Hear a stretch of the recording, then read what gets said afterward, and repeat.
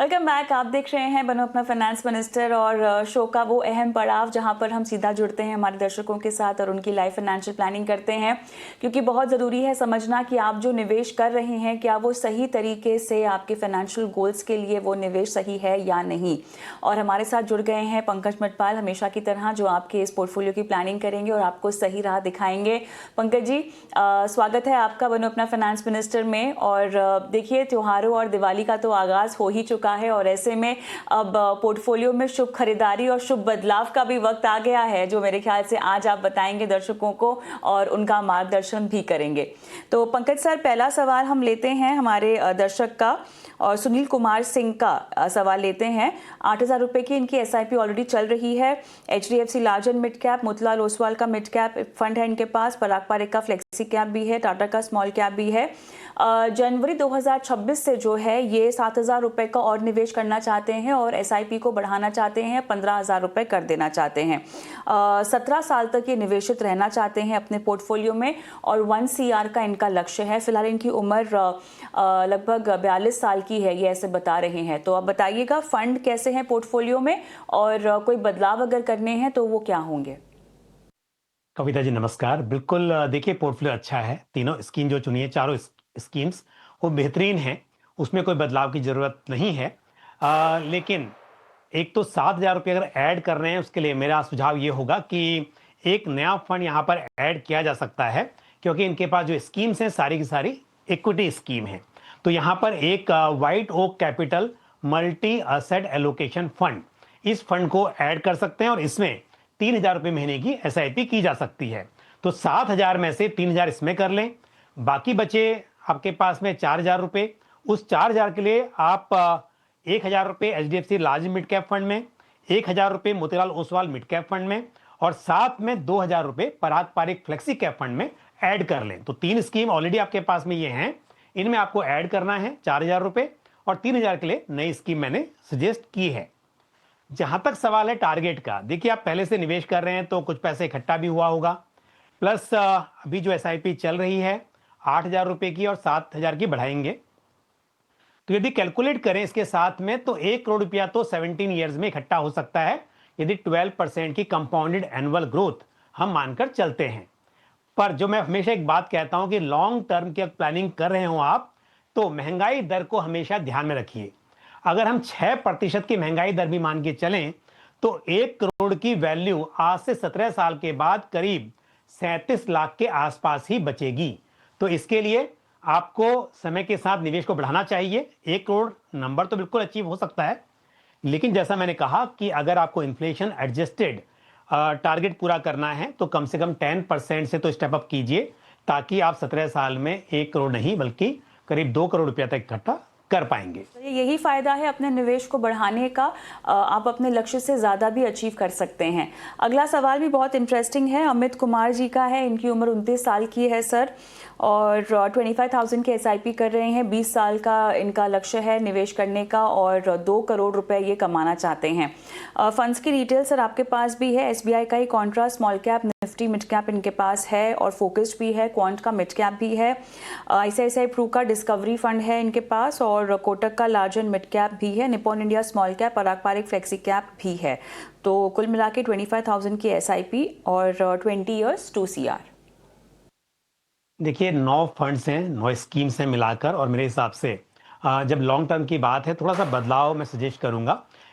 एक तो SBI Nifty mid cap 150 index fund है, और क्योंकि हम बात कर रहे हैं लॉन्ग टर्म की, तो ऐसे में मेरे हिसाब से एक्टिव फंड्स रखना पोर्टफोलियो में बेटर रहेगा और उस हिसाब से इस फंड की में SIP रोकी जा सकती है। साथ ही क्वांट मिड कैप फंड भी है, उसकी परफॉर्मेंस को देखते हुए मेरा सजेशन यह है कि वहाँ भी SIP रोक दें। तो 2 मिड कैप फंड में SIP रोककर एक नया मिड कैप फंड ऐड किया जा सकता है और वो होगा Motilal Oswal mid cap fund. तो एक तो ये बदलाव मेरे हिसाब से अच्छा रहेगा। दूसरी बात, Kotak large and mid cap fund में 1,000 रुपीज की SIP चल रही है सिर्फ। तो क्योंकि मिड कैप में ऑलरेडी दूसरी स्कीम्स हैं और मैंने एक नई स्कीम सजेस्ट यहाँ पर की है, तो मेरे हिसाब से Kotak large and mid cap fund में 1,000 रुपीज की SIP को बंद करके उसकी जगह पर आपके पोर्टफोलियो में पराग पारेख फ्लेक्सी कैप फंड है ऑलरेडी, उसमें आप 1,000 रुपया बढ़ा लीजिए। तो इस हिसाब से स्कीम्स भी थोड़ा कम हो जाएंगी और ये पोर्टफोलियो आपका बेहतर होगा। दूसरी बात यह है कि जहां तक टारगेट का सवाल है, अगेन 25,000 रुपीज की एसआईपी और 7,33,000 रुपया ऑलरेडी इकट्ठा हुआ है।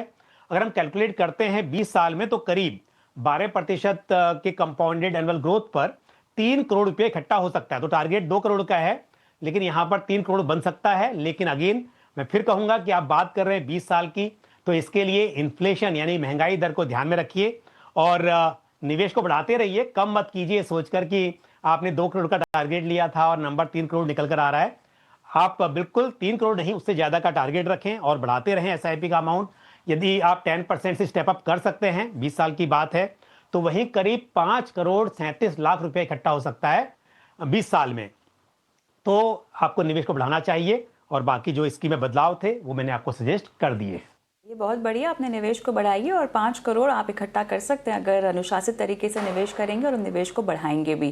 पंकज सर, अगला सवाल यहाँ पर अनिल सिंह जी का है लखनऊ से, और इन्होंने लगभग 5 साल से एसआईपी की शुरुआत की है। 20,000 रुपीज़ की एसआईपी ये हर महीना कर रहे हैं, अगले 20 साल तक करना चाहेंगे। और निप्पॉन का मल्टी कैप, फ्लेक्सी कैप पराग पारेख का, मोतीलाल का मिड कैप, बंधन का स्मॉल कैप इनके पास पोर्टफोलियो में है। और पोर्टफोलियो आप रिव्यू कीजिएगा। 5,000 रुपीज़ की नई एसआईपी की भी शुरुआत करना चाहते हैं, किसी वैल्यू फंड में कंफ्यूज्ड हैं, वैल्यू या कॉन्ट्रा दोनों में से कौन सी थीम को पोर्टफोलियो में डालें। और एक मुश्त निवेश भी करना है इनको, एक लमसम भी निवेश करना है, 3 लाख रुपए कह रहे हैं कि कर सकते हैं। इमरजेंसी फंड को क्या लिक्विड फंड में रखना सही होगा, ये भी इनका सवाल है। बहुत इंटरेस्टिंग सवाल और इनफैक्ट बहुत ही सॉर्टेड पोर्टफोलियो मुझे इनका लग रहा है। हर मार्केट कैप का इन्होंने जो है बढ़िया आउट परफॉर्मर ले लिया है और कोशिश की है कि संतुलित पोर्टफोलियो बन जाए।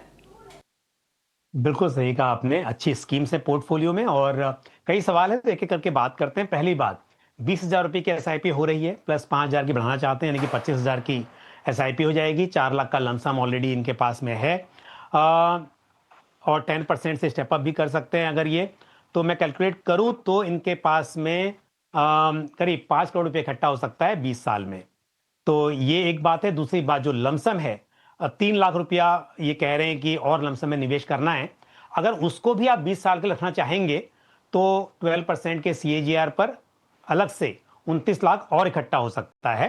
तो इसके लिए जो लमसम करना है, अगर वो भी साथ में है, तो उसके लिए मैं स्कीम सजेस्ट करूंगा लॉन्ग टर्म के हिसाब से। देखिए, सारी स्कीम्स अच्छी हैं पर सभी इक्विटी स्कीम है, और ऐसे में एक स्कीम मैं सजेस्ट करूंगा इस टाइम जो मार्केट की सिचुएशन है उस हिसाब से भी, Nippon India asset allocator fund of fund, इस फंड को ऐड कीजिए। इसके जरिए आपको इक्विटी, डेट, गोल्ड सभी में एलोकेशन मिल सकता है।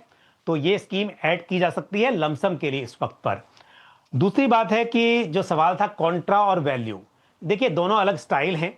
वैल्यू में फंड मैनेजर्स कोशिश करते हैं कि वो स्टॉक्स चुने जाएं पोर्टफोलियो में जो कि फेयर वैल्यूएशन पे हो, जो महंगे ना हो, उस तरह के स्टॉक्स हो। तो यानी कि लॉन्ग टर्म में उनसे अच्छे रिटर्न्स की उम्मीद की जा सकती है। इस वक्त पर वो वैल्यूएशन उनकी अच्छी होनी चाहिए।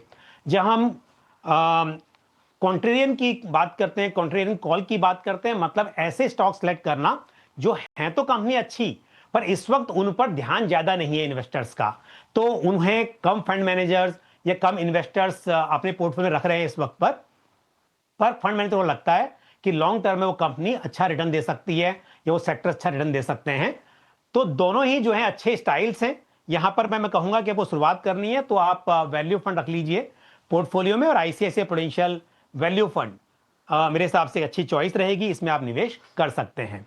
और जहां तक सवाल है इमरजेंसी फंड का, तो लिक्विड फंड अच्छी चॉइस है, पर डिपेंड करता है कि कितना पैसा है आपके पास में, क्योंकि पूरा पैसा अगर आप रखेंगे लिक्विड में और बहुत लंबे समय तक उसकी जरूरत नहीं पड़ेगी तो रिटर्न्स वहां पर कम आएंगे। तो थोड़ा पैसा लिक्विड में, थोड़ा पैसा आप दूसरे जो डेट फंड्स हैं जैसे banking and PSU debt fund, उस तरह के या कॉर्पोरेट बॉन्ड फंड्स, उनमें भी पार्क कर सकते हैं। ऑलराइट, चलिए इसी के साथ आज के सवाल जवाब का ये सेशन हम यही समाप्त करते हैं। पंकज सर, आपने समय दिया अपना और दर्शकों का मार्गदर्शन किया, बहुत बहुत धन्यवाद आपका सर। Thank you. और तमाम दर्शकों को बता दें कि लगातार आपके सवालों के जवाब इस शो में दिए जाते हैं, तो अपने सवाल हम तक ज़रूर पहुंचाएं। व्हाट्सएप नंबर जो है स्क्रीन पे फ्लैश हो रहा है, उसे नोट डाउन कर दीजिए।